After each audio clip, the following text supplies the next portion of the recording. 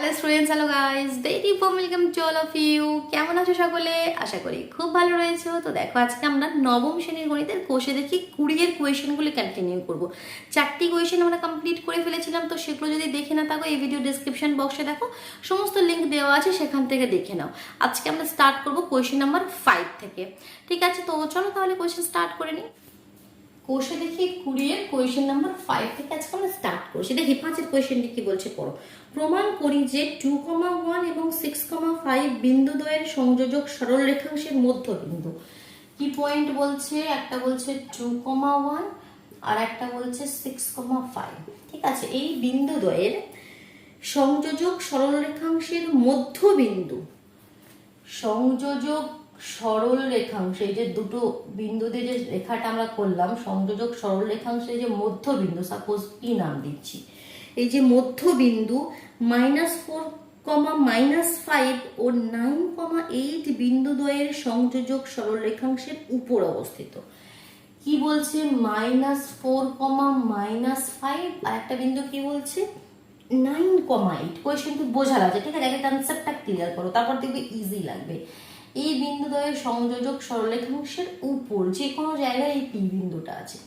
কনসেপ্টটা কি আগে ক্লিয়ার করো। বলতে কি চাইছে, এই বিন্দুদ্বয়ের সংযোজক সরলরেখাংশের যে মধ্যবিন্দুটা হবে, মানে তার কোঅর্ডিনেট আমরা নির্ণয় করব, এই যে মধ্যবিন্দুটা এই দুটো বিন্দুদ্বয়ের সংযোজক সরলরেখাংশের উপরে, মানে যে কোনো জায়গায়, এখানে হতে পারে, এখানে হতে পারে, এখানে হতে পারে, পি বিন্দুটা যে কোনো জায়গায় এই রেখার উপরেই রয়েছে, এটা তোমাকে দেখাতে হবে।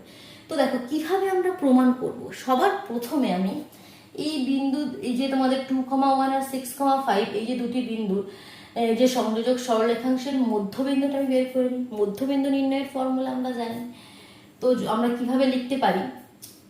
সাপোজ এখানে নাম দাও এ বি, বা তুমি যেভাবে বইয়ে লাইনটা আছে সেভাবেও লিখতে পারো। কিভাবে লিখবে? যেমন বইয়ে লাইনটি আছে 2,1 এবং 6,5 বিন্দুদ্বয়ের সংযোজক সরলরেখাংশের মধ্যবিন্দু, এই কথাটি লিখবে। 2,1 যেটা বই লেখা আছে, 2,1 এবং 6,5 বিন্দুদ্বয়ের সংযোজক সরলরেখাংশের মধ্যবিন্দুর স্থানাঙ্ক, মধ্যবিন্দুর স্থানাঙ্ক। তাহলে কি আমরা জানি, এটা যদি x1, এটা যদি y1 হয়, এটা যদি x2, এটা যদি y2 হয়, ফর্মুলা কি? x1 plus x2y2, y1 plus y2y2। এটা হচ্ছে মধ্যবিন্দু নির্ণয়ের ফর্মুলা। দুটো বিন্দুর কোঅর্ডিনেট জানলে তাদের ঠিক মাঝখানে বিন্দুটা হচ্ছে x1 plus x2y2, y1 plus y2y2। That means এটা কত হয়ে যাবে? x1 মানে কত? 2 প্লাস 6 মানে 8-এর 2, আর এটা হচ্ছে 1 প্লাস 5 মানে 6-এর 2। দ্যাট মিনস কাটাকাটি করলে এটা আমরা পাচ্ছি এখানে 4,3। তাহলে এই যে পি বিন্দুর স্থানাঙ্ক আমরা পেয়ে গেলাম 4,3। আমাকে দেখাতে হবে এই যে 4,3, -4, -5 আর 9,8 একই রেখার উপর আছে, তাই তো? এটাই তো দেখাতে হবে। এই যে এই দুটি বিন্দু সংযোজক সরলরেখাংশের উপর আছে, দ্যাট মিনস একই রেখায় আছে। এই বিন্দুত্রয় সমরেখ, উল্টো দিক দিয়ে বললে আমরা কি বলতে পারবো, কি বিন্দুত্রয় তিনটে বিন্দু সমরেখ, মানে তিনটে বিন্দু দিয়ে যে গঠিত ত্রিভুজটা, তার ক্ষেত্রফল 0 হবে। এটা দেখাবো কিভাবে, আমরা আগের দিনেই শিখেছি কি তিনটে বিন্দু যদি একই রেখায় হয়, তাহলে এই বিন্দু তিনটি দিয়ে যে ত্রিভুজটা আমরা গঠিত করবো, তার ক্ষেত্রফল 0। কারণ ত্রিভুজ এরকম ভাবে হলেই তার কিছু না কিছু ক্ষেত্রফল থাকবে। আর যখন একই রেখায় আছে বিন্দু তিনটে, বিন্দু তিনটি সমরেখ একই রেখায় আছে, কখন বলতে পারি? যখন তাদের ক্ষেত্রফল 0 হয়। তো সেটাই দেখিয়ে দেবো আমরা এবার। এই যে সাপোজ এখানে একটা নাম দিলাম, মনে করো ই পি আর এখানে এফ। এই যে ত্রিভুজ ই পি এফ, এই তিনটে বিন্দু দিয়ে গঠিত ত্রিভুজের ক্ষেত্রফলটা আমরা বের করবো, সেটা 0 দেখাবো। সেখান থেকে বলে দেবো কি এই বিন্দু তিনটি সমরেখ বা একই রেখায় আছে, বা যেভাবে বইয়ের ল্যাঙ্গুয়েজে বলেছে এই দুটি বিন্দুর সংযোজক সরলরেখাংশের উপরে এই বিন্দুটা আছে। ক্লিয়ার? তো চলো এবার আমরা দেখাই কি ত্রিভুজ ইপিএফ এর ক্ষেত্রফল, that means area of triangle EPF.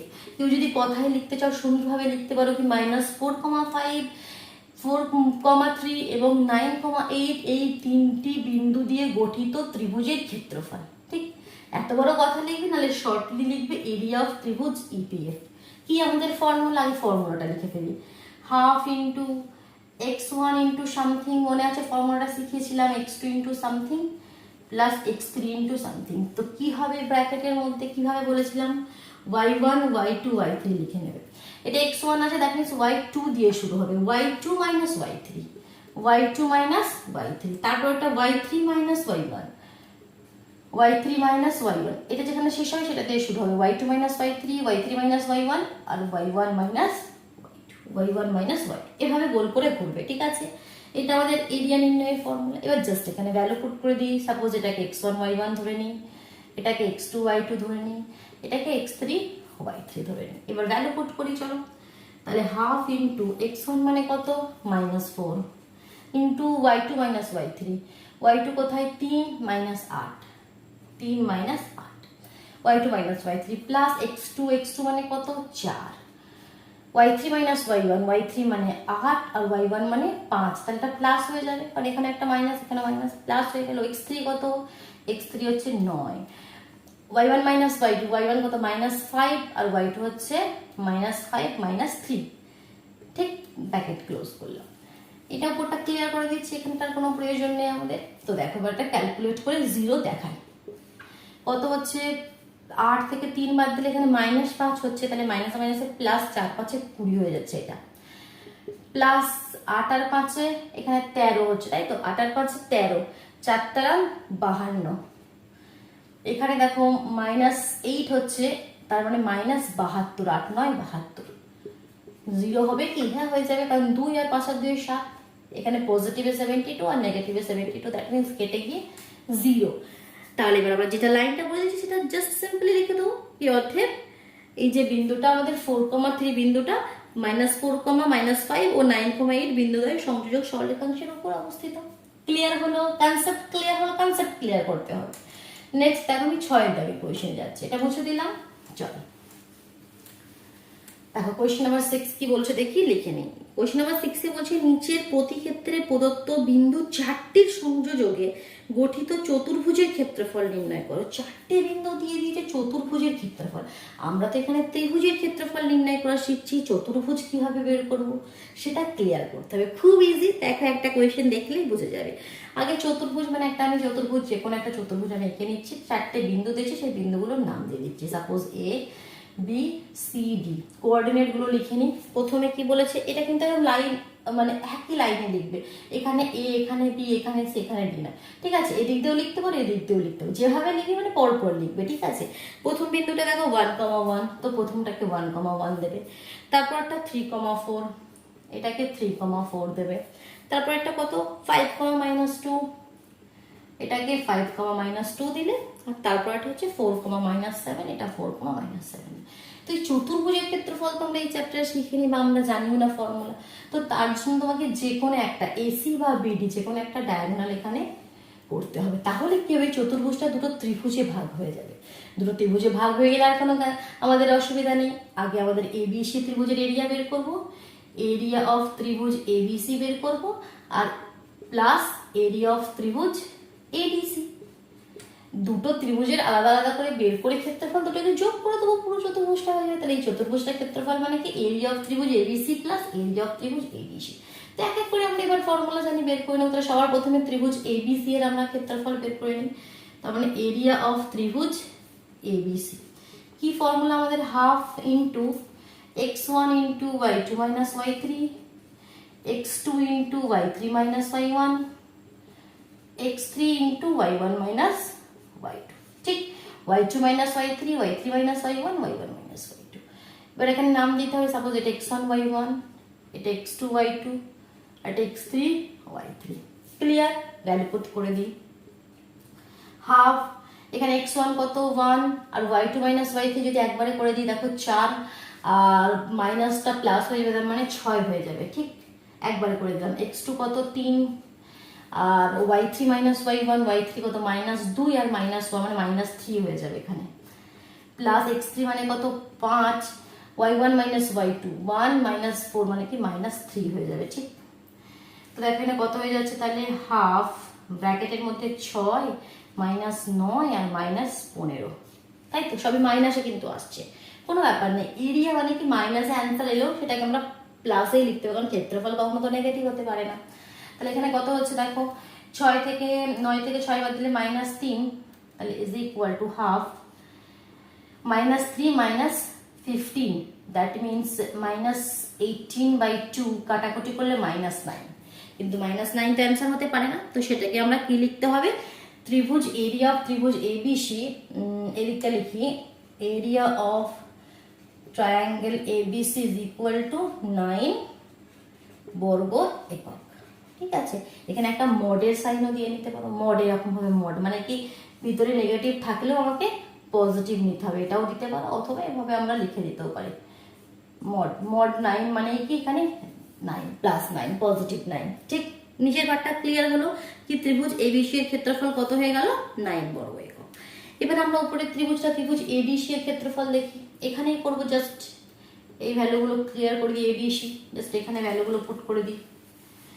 ADC কত, দেখো এডিসির ক্ষেত্রে এটা x1 y1 তো আছেই, এটাও ঠিক আছে, এই যে x2 y2 এটা মুছে এটাকে x2 y2 করে নিই, জাস্ট হয়ে গেল। তাহলে কত হয়ে যাবে দেখো, হাফ, যদি মডটা দিতে চাও মডটা দিয়ে রাখো। x1 মানে কত 1, y2 - y3 মানে -7, y2 - y3 -7 + 2 মানে -5, প্লাস x2 মানে কত 4, y3 - y1, y3 মানে -2 আর -1 মানে -3, আর x3 মানে কত 5, y1 - y2 1 + 7 হয়ে যাবে, তার মানে 8 হয়ে গেল। ঠিক, এই মডটা দিয়ে দিলাম। তাহলে এখানে কত হচ্ছে দেখো, হাফ, আর ব্র্যাকেটের মধ্যে -5 -12 আর প্লাস 5 40। তাহলে দেখো এখানে 40 আর 12 আর 5 তো 17, তাহলে 40 থেকে যদি 17 বাদ দিয়ে দিই কত হচ্ছে 3, আর এখানে 23 মানে 23/2, এখান থেকে আমরা পাচ্ছি 23/2 এত বর্গ একক। ঠিক আছে, কোনো ব্যাপার নেই। তাহলে এবার কি করতে হবে, কি আমাকে চতুর্ভুজ এবিসিডি এর ক্ষেত্রফল নির্ণয় করতে হবে। তাহলে এখানে লিখতে হবে কি, অতএব চতুর্ভুজ এবিসিডি এর ক্ষেত্রফল সমান বলে লিখবে এরিয়া অফ ত্রিভুজ এবিসি প্লাস এরিয়া অফ ত্রিভুজ এডিসি। জাস্ট এই দুটোকে এবার যোগ করে দিই আমরা। একটা আমরা পেলাম 9, আগেরটা পেয়েছিলাম, আর এটা কত পেলাম মুছে দিলাম। এটা আমরা পেলাম হচ্ছে মাইনাস করে 23 হলো, 23/2, তাই তো। চলো 2 এখানে এলসিএম হয়ে গেল, 9 দুগুণে 18 প্লাস 23 কত হচ্ছে 8, 9, 10, 11, 1 হাতে, আর 2 আর 2 4, 41/2 ভাগ করে দিতে চাও ভাগ করে দাও। ভাগ করে দিলে কত হবে দেখো, 2 দিয়ে 2 দুগুণে 4 মানে 20 দুগুণে 40, একবারে নিয়ে নাও 1, 20 পূর্ণ 1/2 মানে 41/2 বা 20 পূর্ণ 1/2 এত বর্গ একক, এত বর্গ একক। ক্লিয়ার হলো, বোঝা গেল।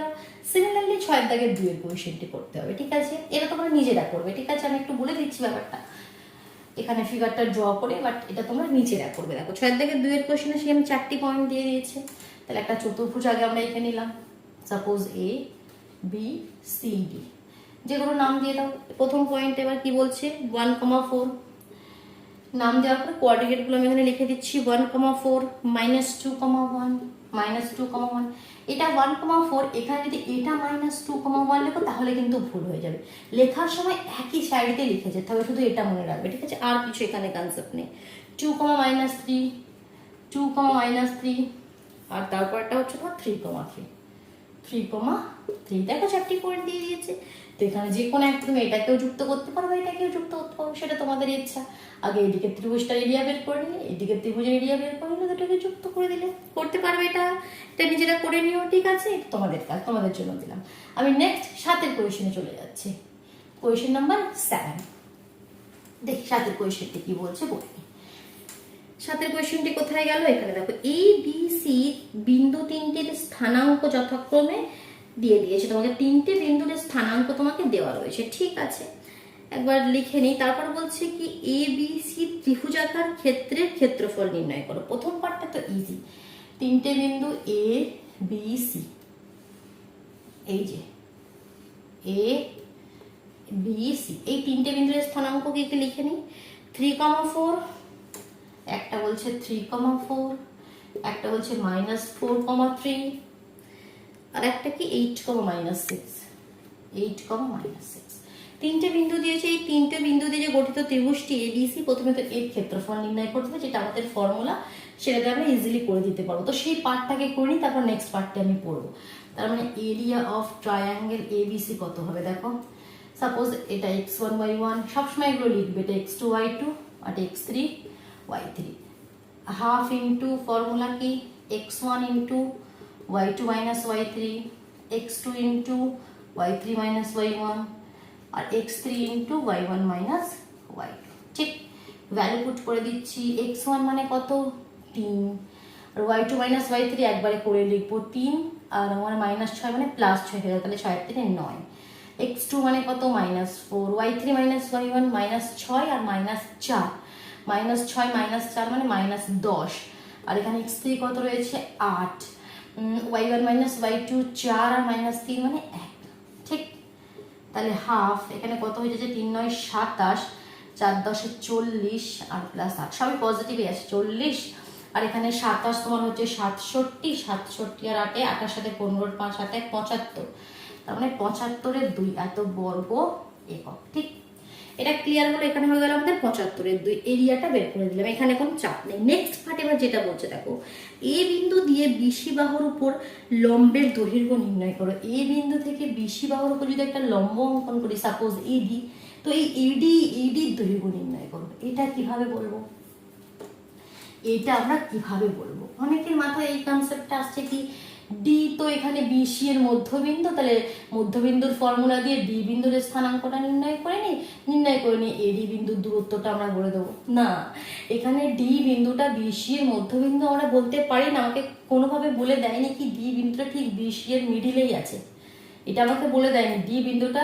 বিসি এর একটু এদিক ওদিকেও হতে পারে, তো এখানে ওই কনসেপ্টটা আমরা লাগাতে পারবোই না। ঠিক আছে, যদি বলে দিত তাহলে কি কনসেপ্ট লাগাতাম, বিসি এর মধ্যবিন্দু ডি এর স্থানাঙ্ক নির্ণয় করতাম, কি formula x1 plus x2 y2 y1 plus y2 y2, মধ্যবিন্দু নির্ণয় করে নিলাম। তারপর এডি এর দূরত্ব, কারণ কি এ বিন্দুর স্থানাঙ্ক আমরা জানি, ডি বিন্দুর স্থানাঙ্ক জানি, দূরত্ব নির্ণয়ের ফর্মুলা মনে আছে, √x2 minus x1 whole square plus y2 minus y1 whole square. এটা দূরত্ব নির্ণয়ের ফর্মুলা। দুটো বিন্দু যখন জানি, দুটো বিন্দুর কোঅর্ডিনেট যখন জানি, তাদের মধ্যে দূরত্বটা কত হবে আমরা এই ফর্মুলা দিয়ে আমরা বের করি। এটা আমরা আগেই শিখে নিয়েছিলাম।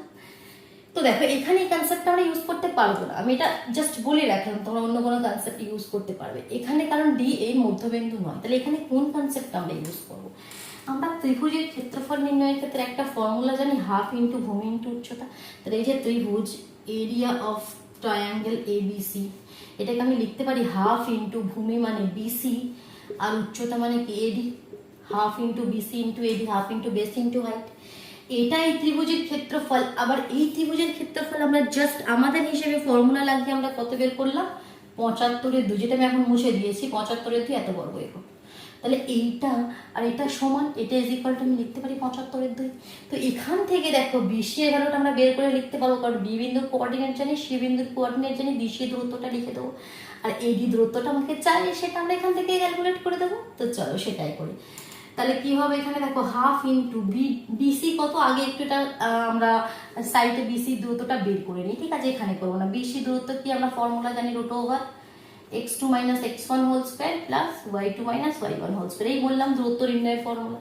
তাহলে এখানে সাপোজ এটা x2 y2 তো লেখাই আছে, এটাকে x1 y1 লিখে দিই। ঠিক আছে, এটাকে x1 y1 লিখে দিলে x2 মাইনাস x1, তাহলে কত হচ্ছে দেখো -8 -4 -8 মানে -12 হোল স্কোয়ার, 3 আর -6 মানে প্লাস হয়ে যাবে, তাহলে 9 এর স্কোয়ার মানে 12 মানে কত 144, আর 9 মানে 81, মানে 5 8 4 12 2 হাতে 2 225, √225 রুট থেকে বাইরে বেরিয়ে এলে কত হবে 15, কারণ 15 15 225, 15 কে 15 দিয়ে গুণ করলে তো 225 হয়, 5 5 25 5 হাতে 2, 5 আর 2 7, এখানে 5 আগে 5 1 5 2 7 আর 5 12 2 225। তাহলে 225 মানে রুটের বাইরে 15 বেরিয়ে এলো, তাহলে এখানে আমি 15 লিখে দেবো। এডি তো আমাকে চাইছে, বাস এবার এডিটা এদিকে রাখবো, বাকি জিনিস ওদিকে পাঠিয়ে দেবো। তাহলে এডি কত হয়ে গেল, তাহলে দেখো 75 এর 2 আছে, এদিক থেকে 2টা উপরে যাবে, 15টা নিচে আসবে, কেটে গেল 5 15 75। তাহলে এডির দৈর্ঘ্য হয়ে গেল 5 একক, বর্গ একক নয় কিন্তু, এরিয়া আমরা বের করছি না, ক্ষেত্রফল বের করছি না, শুধু একক, 5 একক। ক্লিয়ার হলো কনসেপ্টটা কিভাবে নিয়ে এলাম? চলো আজকের পর্যন্ত এতটাই। নেক্সট আমরা কোয়েশ্চেন নাম্বার 8 থেকে স্টার্ট করবো, কেমন? চলো তাহলে টাটা।